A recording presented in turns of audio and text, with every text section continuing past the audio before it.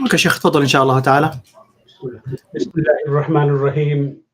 اللهم إنا نحمدك ونشكرك ونستعين بك ونصلي ونسلم على سيدنا ونبينا محمد وعلى آله وصحبه أجمعين. رب اشرح لي صدري ويسر لي أمري واحلل عقدة من لساني يفقهوا قولي. Brothers and sisters, it's my pleasure once again to welcome you to another episode in our series Illuminate Your Life, a study of 101 traditions from the Prophet of Mercy, Sallallahu Alaihi Wasallam. And today I will study a beautiful hadith on the importance of knowledge and the bearers of knowledge, or the scholars who learn the knowledge and pass it on to the posterity. Let me read the Arabic and translate, then explain some of the beautiful meanings of this hadith so that we can enhance our understanding and practice of Islam. إن مثل ما بعثني الله به عز وجل من الهدى والعلم كمثل غيث أصاب أرضه فكانت منها طائفة طيبة قبلت الماء فأنبتت الكلى والعشب الكثير وكان منها أجادب أمسكت الماء فنفع الله بها الناس فشربوا منا وسقوا ورعوا وأصاب طائفة منا أخرى إنما هي قيعان لا تمسك ماء ولا تنبت كلا وذلك مثل من فقه في دين الله ونفعه بما بعثني الله به فعلم وعلم ومثل من لم يرفع بذلك رأسه ولم يقبل هدى الله الذي أرسلت به. الراوي أبو موسى الأشعري رضي الله عنه المصدر صحيح Muslim. The example of the guidance that which Allah the most exalted and glorious has sent me with is like that of a rain falling on the earth. One part of the earth is good and fertile, and thus it absorbs the water, whereby it produces a lot of grass and vegetation. Another part of it is barren, although very fertile, although although less fertile, nevertheless it retains the water, more like a reservoir or container, thereby benefiting people. The people drink, water their crops and animals from it. Still another part of the earth that rain falls is wholly barren and abysmal. It neither retains the water for the benefit of people, nor does it produce any vegetation. The likeness of the first type of land is that of people who acquire in-depth understanding of the religion of Allah and benefit from the guidance that Allah has sent. The second is the, that of those who acquire knowledge of the religion and teach others.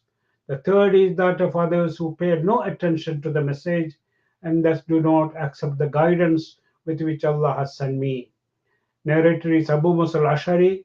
We have already discussed his basic biography before, so I'm not going to repeat it today. And source is Sahih Muslim. Of course, it is also reported in other collections. The Hadith speaks about the significance of knowledge, the value of knowledge in Islam, the knowledge of religion that Allah has revealed through Muhammad sallallahu alaihi wasallam, and the various classes or categories of people who respond to this guidance that Allah has sent through His messenger.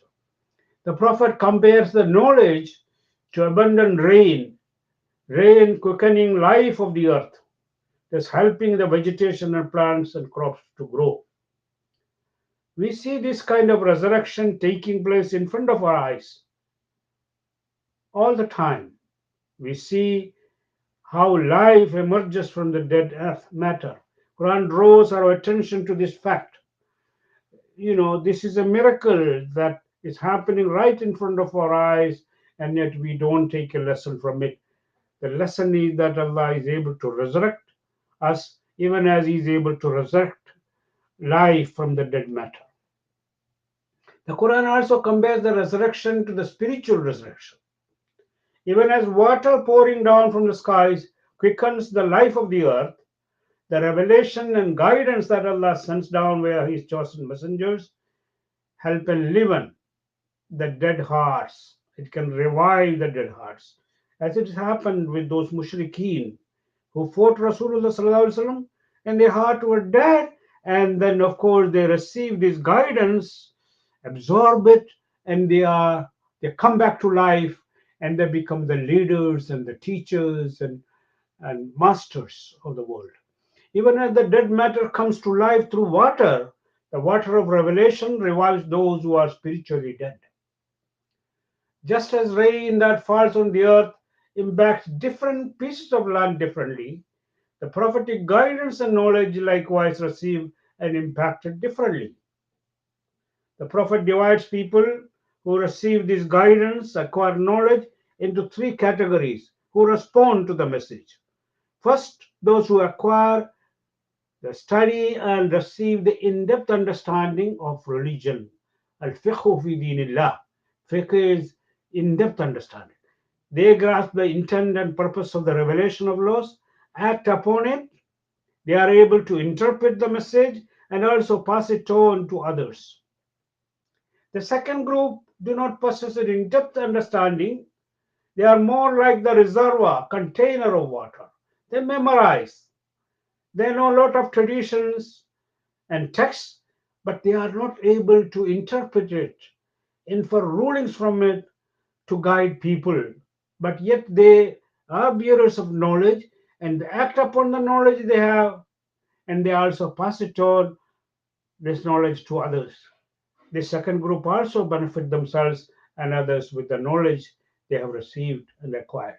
The third group, on the other hand, they are those who pay no attention to divine guidance. They are like an abysmal, barren desert.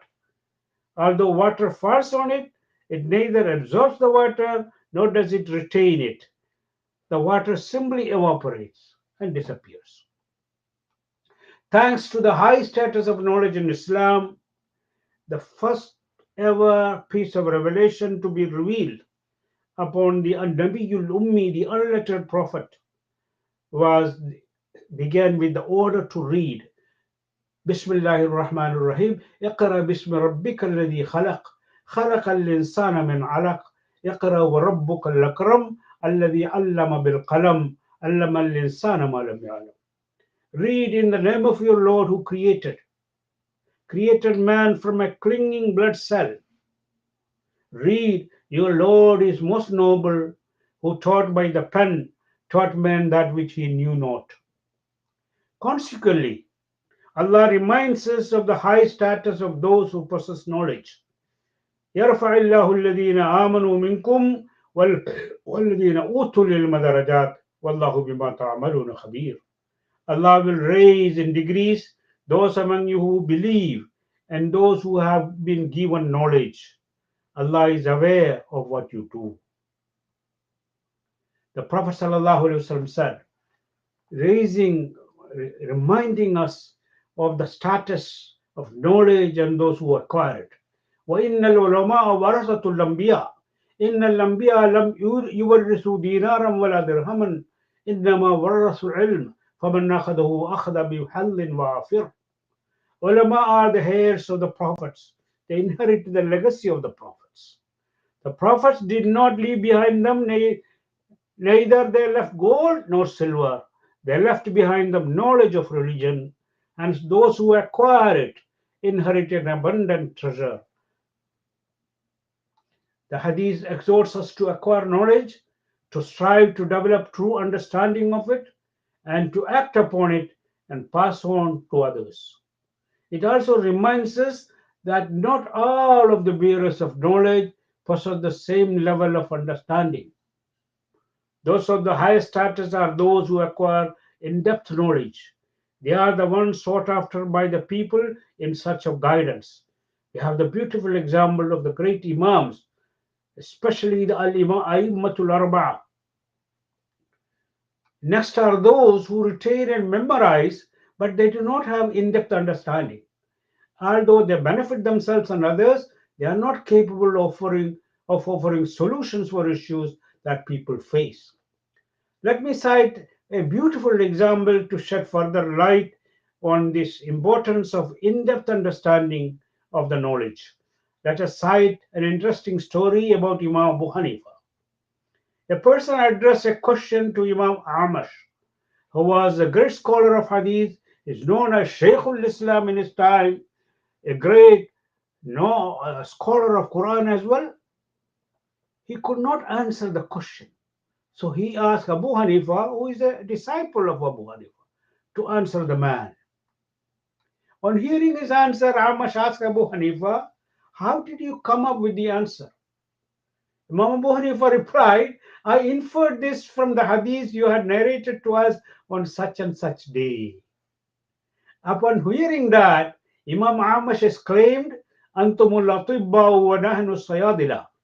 You people indeed are the physicians, while we are merely pharmacists.